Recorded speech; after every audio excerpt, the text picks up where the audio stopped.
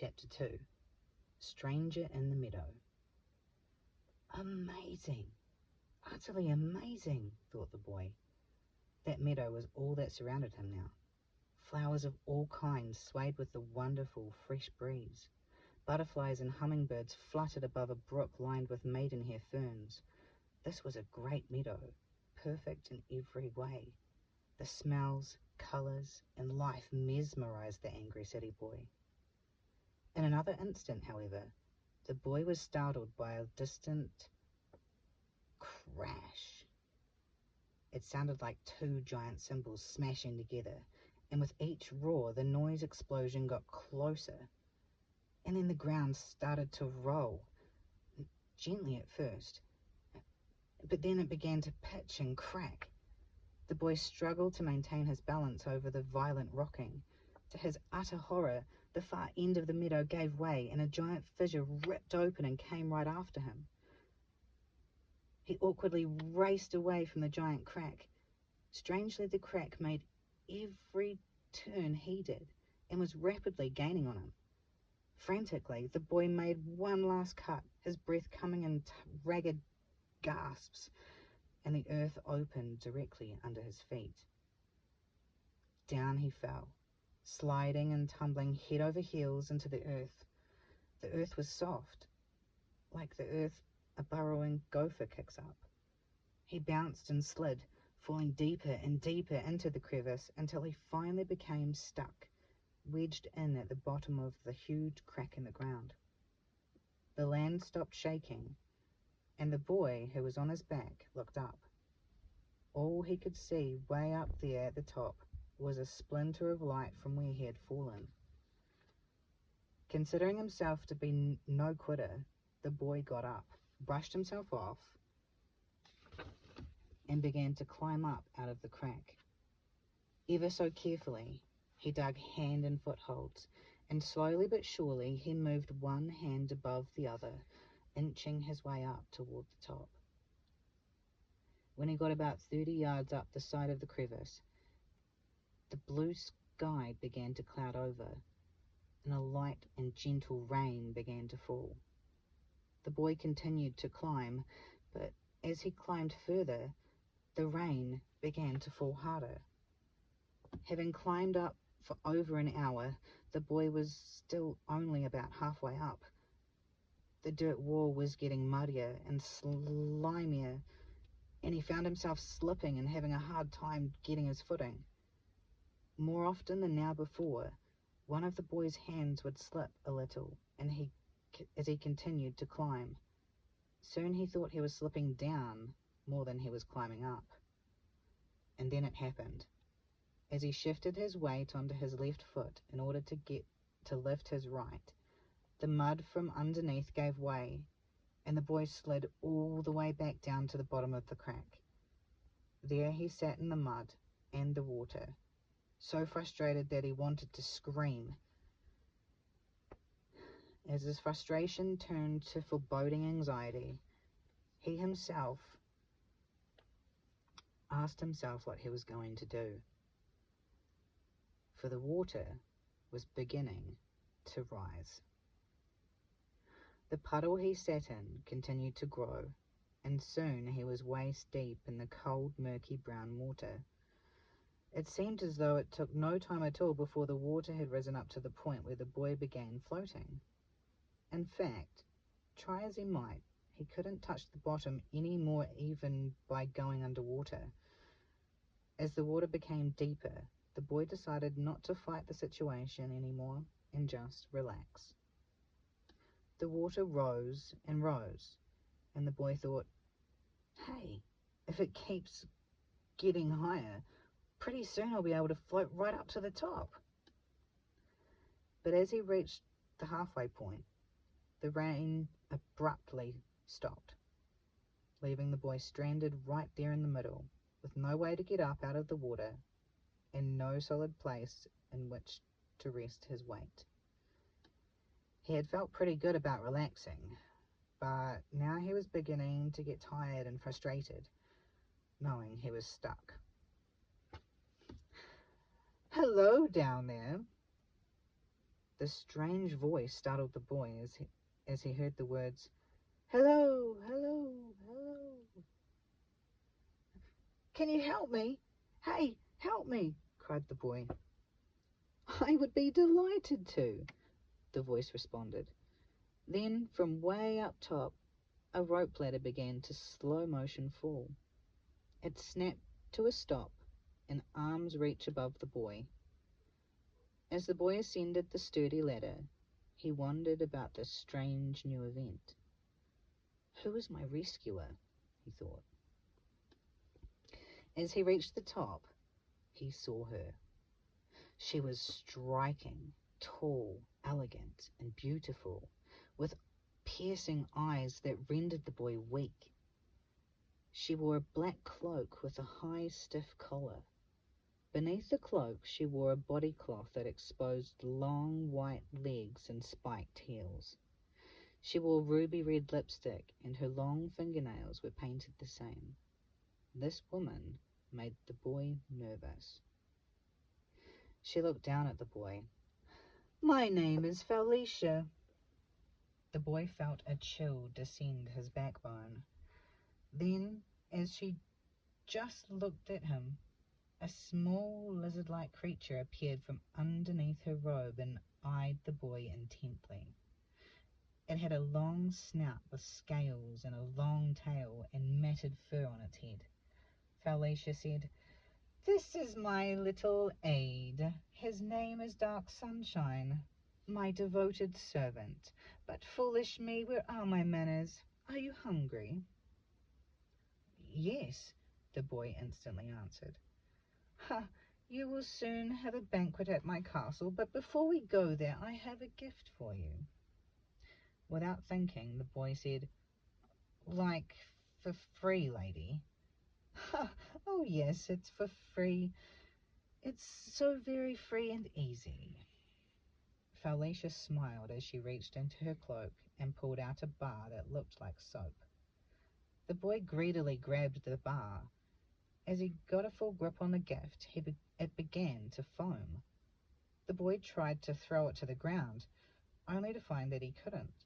The foam grew larger as Felicia's laugh grew louder. "Follow me, confused one," ordered Felicia. The boy's thoughts were racing. "Get out of here! Run! No! Tell her you're meeting friends soon." "You're mine now. Follow," Felicia repeated. The boy fell into a zombie-like gait right after Felicia. He tried to move his foot to the right and turn his body that way, but his muscles would not obey his will. Although he didn't want to, he kept following her in a straight line. Desperately, he tried to throw his body to the left. His mind screamed to his feet, commanding them to turn and walk in a different direction.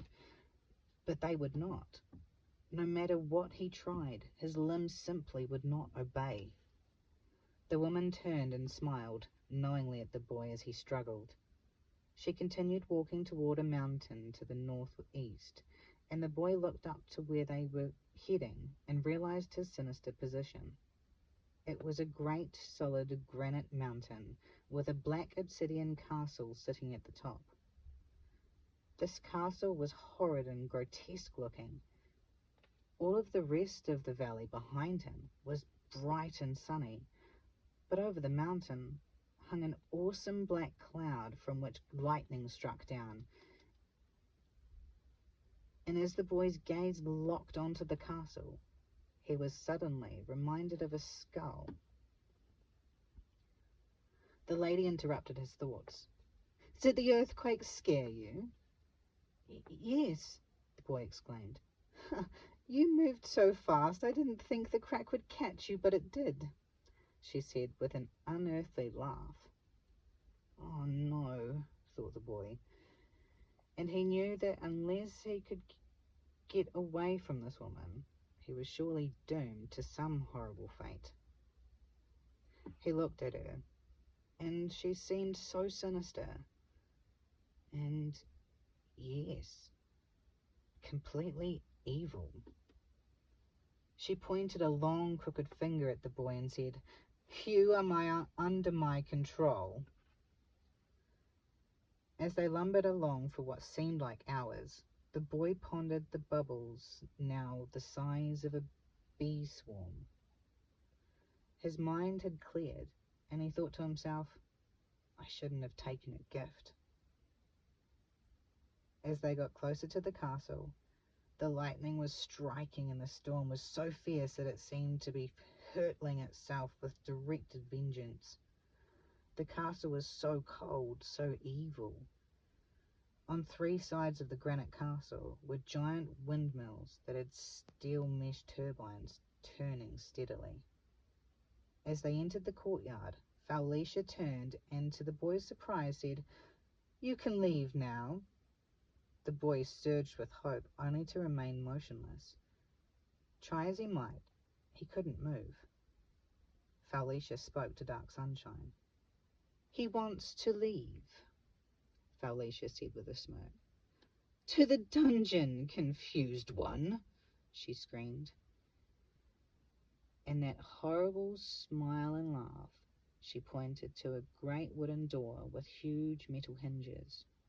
The door creaked open as though an invisible hand pulled it. It creaked open ever so slowly. Again the woman laughed and said, "Go down." With each step he took, the laughter was louder. The boy couldn't help himself as he took one step after the other.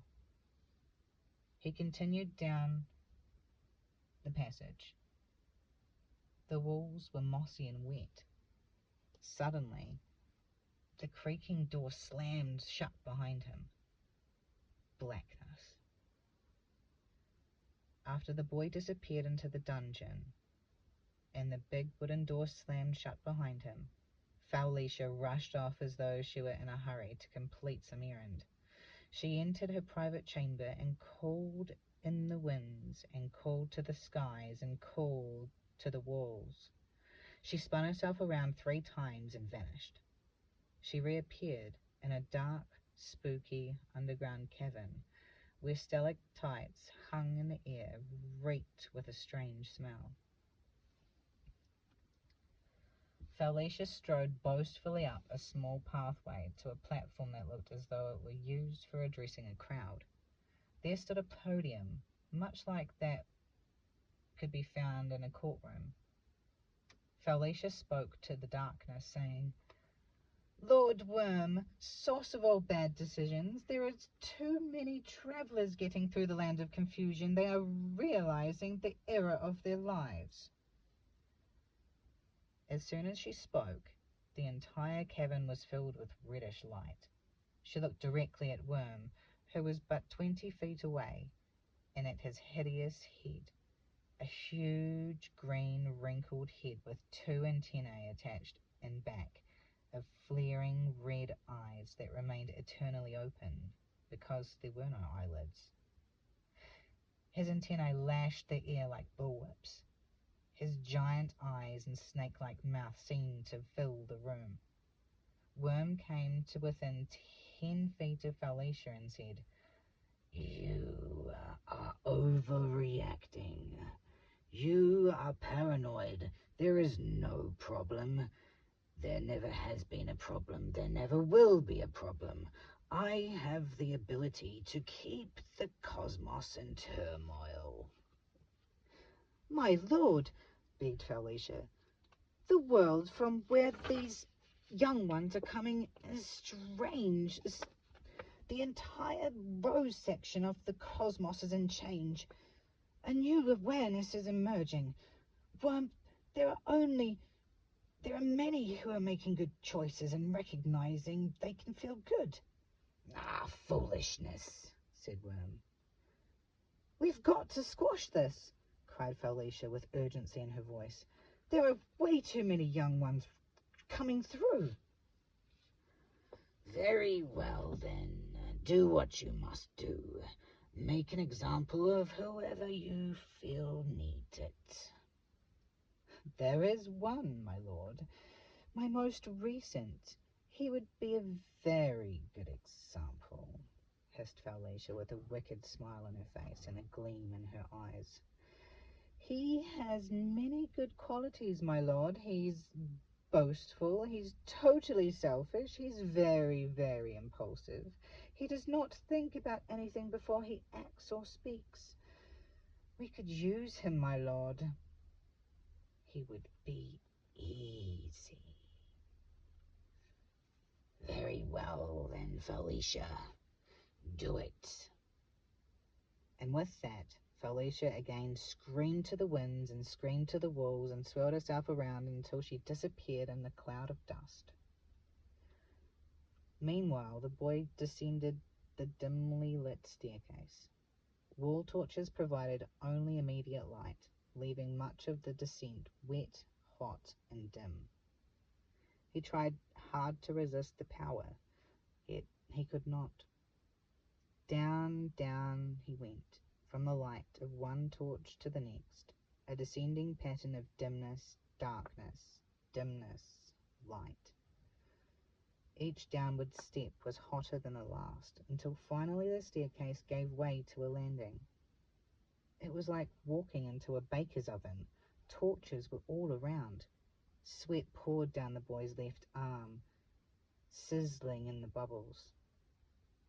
Suddenly, the boy felt a hand take up his entire back, shoving him toward another door. At the point of impact, the door flew open and the boy tumbled into a dark dungeon.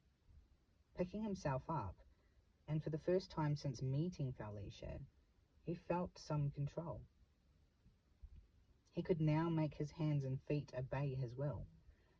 As his eyes became adjusted to the dimness, he realized he was not alone in this large dungeon. He gasped in amazement.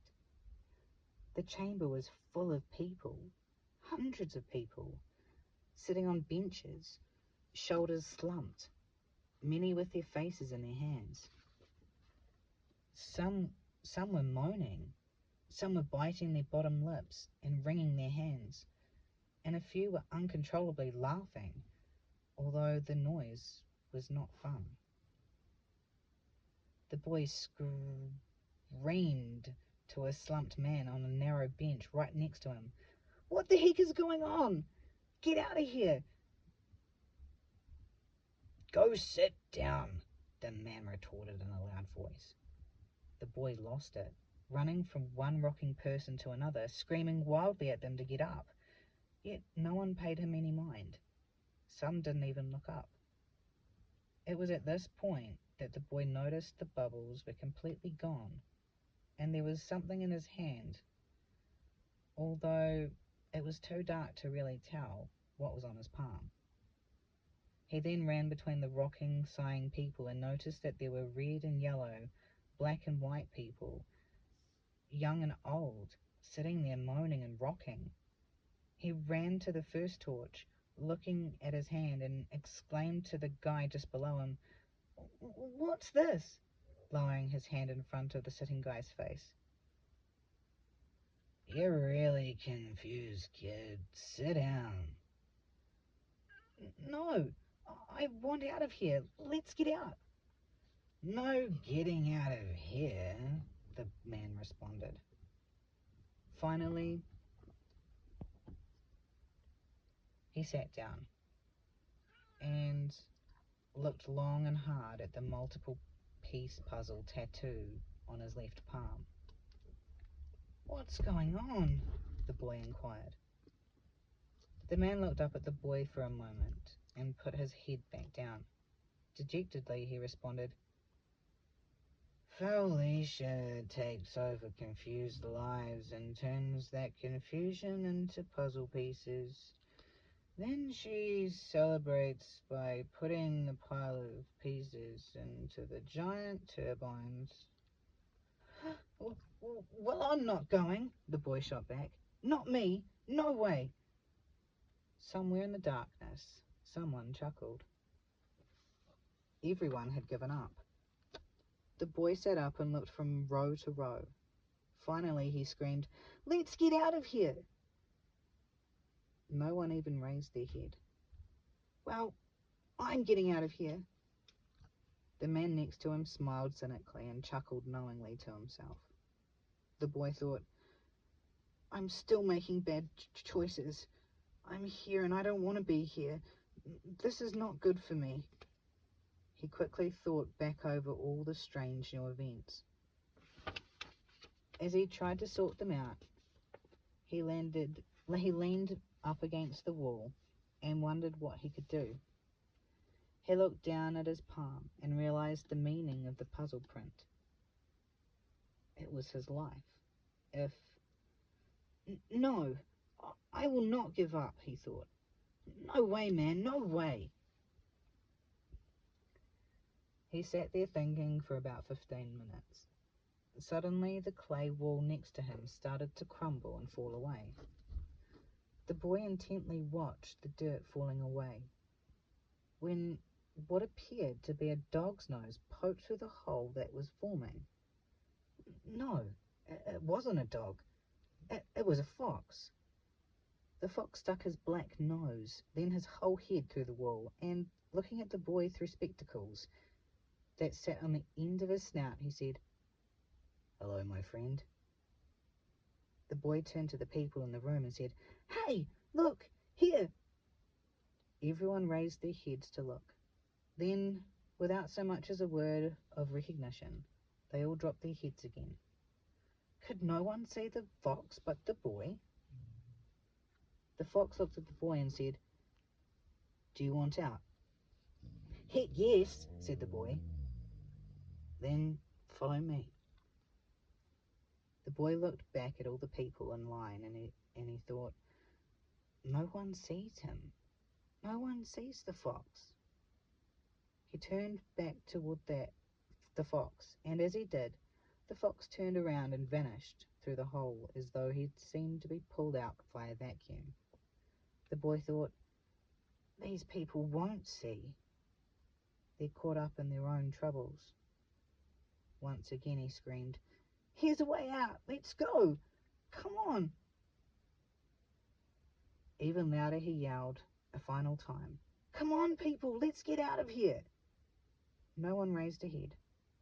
They murmured such comments to each other as, "Newcomers are all the same, delusions of grandeur." He turned to the wall and touched the tiny hole. A thin film of dirt fell away and he climbed into the well-defined tunnel. As he emerged, the light was blinding. The fox introduced himself. "I am your guide.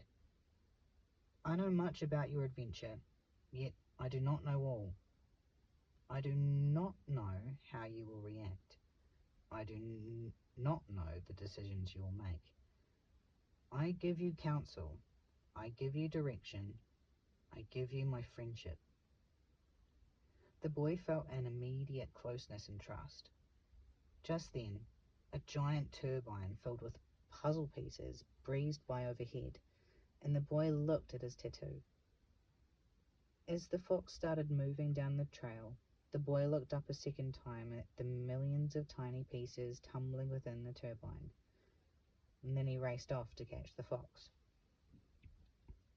Back at the castle, Felicia was discussing plans to make a memorial of the boy. She asked Dark Sunshine if a life-size puzzle mural would look nice over the fireplace in her study. Suddenly, interrupted her gaiety, the horny toad creature burst into the room and shouted, "He has escaped! No one but him! He alone is gone!" Felicia went insane. Her eyes flashed out of anger and she screamed venomous oaths. Dark Sunshine darted from place to place, muttering with equal wrath. Felicia screamed, "I had plans! Get out there and find that boy. Follow him and report everything to me. Do you hear me?" she hissed at the lizard. "Yes, master," whimpered Dark Sunshine. With that, Felicia whisked her hand across her body and sent the creature flying out the doorway. Felicia no longer had counsel of the angry boy. But she consoled herself. He makes such bad decisions. He'll never be successful. By now the boy and the fox were long gone. Fear motivated the boy to become fast. "What in the world am I even doing here, Fox?" he asked emotionally. "You're in the land of confusion." "Well, what am I doing here? How come I'm here?" "This is your time. This is your adventure." "But I don't want to be here." The fox shrugged and said, "Oh well." "Hey, don't brush me off, Fox," said the boy. Again the fox said, "It's your time. This is your destiny, boy. All kids who become adults have to make this trek. You have a fantastic adventure ahead. You'll either learn to stand alone, or you won't.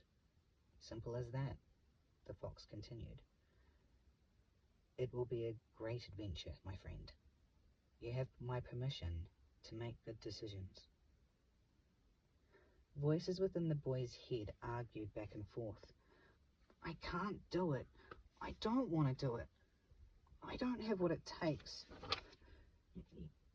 Yes, I can. I can do it." The boy struggled with himself until the fox finally said, "Will you do it? Do you want to?" The boy replied, "I will. I will." "This is the simple key to success," said the fox quietly. Then he stopped walking. He looked at the boy squarely and said, "Heed me, boy, heed me. You don't think before you act. That's why you get into trouble." The boy looked at the fox and said, "What do you mean?" The fox repeated those strange words. "You don't think before you act." "I don't understand," said the boy. "Do you remember when Felicia offered you the bar?" "Yes." "What did you do?" "I took it." The fox nodded and said, "Yes, you took it out of ignorance and greed.